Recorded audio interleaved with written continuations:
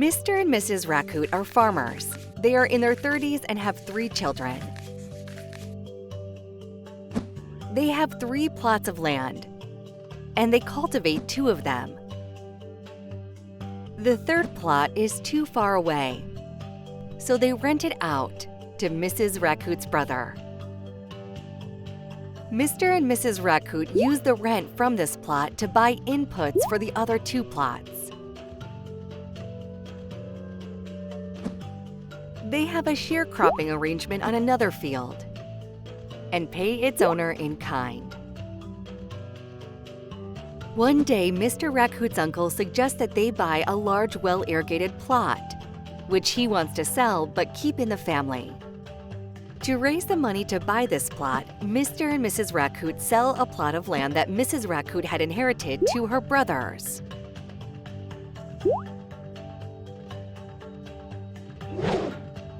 The children grow up. Their son sets up a motorbike taxi business. The parents build up savings in a herd of zebu cattle. One day, their neighbor urgently needs to sell a plot of land in order to pay for his father's funeral. Mr. and Mrs. Raccoon seize the opportunity and raise enough cash from their son and the sale of several zebus to enable them to buy the plot. One day, Mr. Raccoon's father falls seriously ill. To pay for his medical expenses, they rent out the large irrigated field for 3 years. Mr. and Mrs. Raccoon grow old and their children leave home. Their parents give them 2 plots of land. They give up the plot that they used to sharecrop. Mr. and Mrs. Raccoon are now very old. They still cultivate 1 field with the help from their children.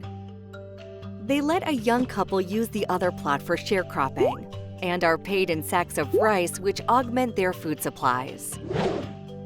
Mr. and Mrs. Raccoon used land markets throughout their lives to deal with opportunities, shocks, and changes in their family situation.